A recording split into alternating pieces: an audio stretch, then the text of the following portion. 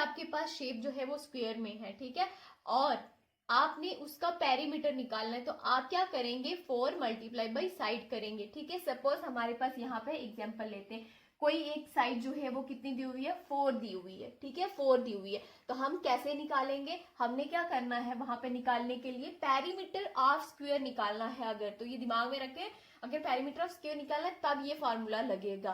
तो हमने क्या करना है, यहाँ पे 4 मल्टीप्लाई बाई 4, क्यों मैंने 4 मल्टीप्लाई बाई 4 किया, देखिए 4 मल्टीप्लाई बाई साइड है तो ये कितना आ जाएगा, 16 आ जाएगा। तो हमारे पास जो साइड निकल के आ जाए, पेरीमीटर निकल के आ जाएगा वो 16 आएगा। अब 4 मल्टीप्लाई बाई साइड क्यों किया, अगर आपके पास एक शेप है, ठीक है, सारी की सारी जो साइड्स है वो इक्वल है, ठीक है, if the shape has all sides are equal, तब आपके पास जो होगा वो ये ऐसा फॉर्मूला लगेगा। अगर 4 साइड्स वाली फिगर है तो 4 मल्टीप्लाई बाई आप क्या करोगे, साइड कर दोगे, ठीक है, because all sides are equal, तभी ये फॉर्मूला लगेगा। अगर सपोज ये वाली कोई शेप है, ठीक है, उसकी ये वाली साइड जो है वो 3 है और ये वाली साइड जो है वो 3 ना होके 4 है, तो फिर ये फॉर्मूला नहीं लगेगा, बिकॉज आपके पास जो साइड्स हैं, ठीक है, वो अनइक्वल है, मतलब इक्वल नहीं है, तो तब आप ये वाला फार्मूला यूज नहीं कर सकते। If the sides are equal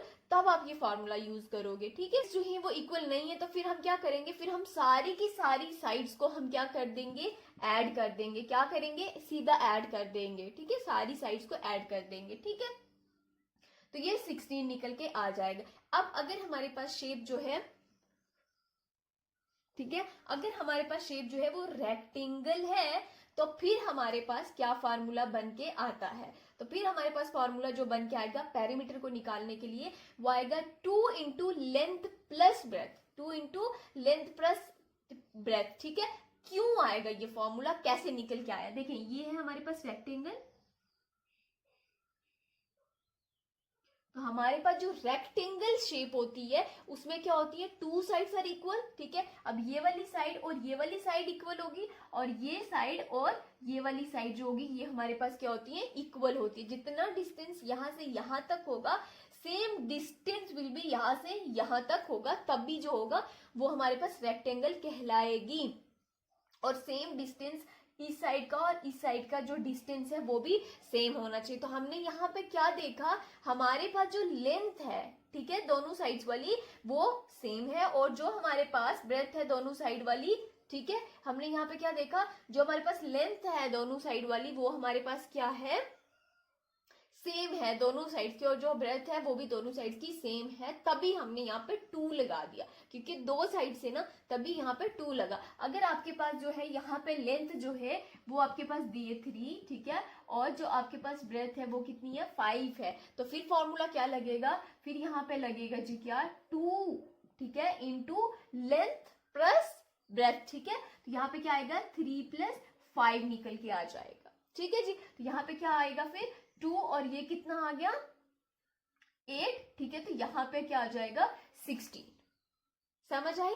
तो इस तरह से अगर हमारे पास रेक्टेंगल शेप है तो इस तरह से हम उसका पेरीमीटर जो है वो निकालेंगे। अगर हमारे पास शेप जो है वो ट्राइंगल है, अगर शेप ट्राइंगल है तो फिर क्या करेंगे, फिर हम सारी की सारी साइड्स को क्या कर देंगे, इक्वल, फिर हम सारी की सारी साइड्स को ऐड कर देंगे, क्या कर देंगे, सारी की सारी साइड्स को ऐड कर देंगे। सपोज हमारे पास ये है ट्राइंगल, यहाँ पे हम बना लेते हैं, ठीक है, और यहाँ पे ये 3 है, ये 4 है और ये 6 है, हमारे पास ये ट्राइंगल दी हुई है। अब हमने इसका पेरीमीटर निकालना है, तो हम क्या करेंगे, सीधा 3 प्लस 6 प्लस 4 कर देंगे, तो हमारे पास जो आंसर आ जाएगा वो कितना आ जाएगा, 13 आ जाएगा। क्या आंसर आएगा, 13 आएगा, क्योंकि हमने सारी की सारी साइड्स को क्या कर देना है, ऐड कर देना है। अगर हमारे पास जो है वो शेप है पेंटागन, ठीक है, पेंटागन मतलब क्या हो गया, जिसकी 5 साइड्स होती है, कितनी साइड्स होती है, 5 साइडेड जो हमारे पास फिगर होती है उसको हम पेंटागन बोलते हैं, ठीक है। देखेंगे इस तरह से होगी,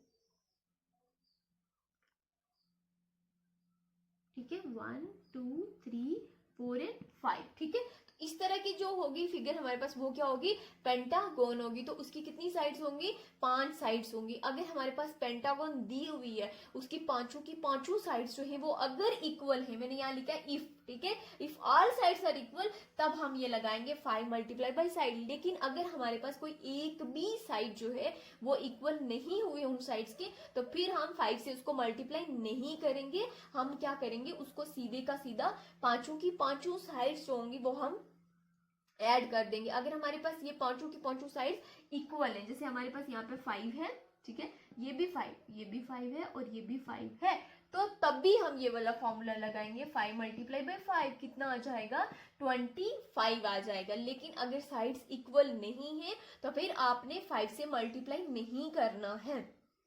फिर आप क्या करोगे, सब साइड्स को ऐड करोगे। सेम विद हेक्सागोन, ठीक है, हेक्सागोनल अगर आपके पास शेप है तो हेक्सागोन में क्या होगा, आपके पास जो होगी शेप वो 6 साइडेड फिगर होगी। क्या होगी, 6 साइडेड फिगर होगी, ठीक है। सेम अगर आपके पास 6 की 6 साइड जो है वो इक्वल है, तब आप क्या करोगे, उसमें 6 से मल्टीप्लाई करोगे। लेकिन अगर एक भी साइड जो है वो इक्वल नहीं हुई तो फिर सबकी सबको आपने ऐड कर देना है, 6 से मल्टीप्लाई नहीं करोगे। सेम क्या हो गया हमारे पास हेक्सागोनल, जैसे पेंटागोनल हमने पढ़ा था वैसे ही हेक्सागोनल के, लेकिन साइड्स इक्वल होनी चाहिए तभी।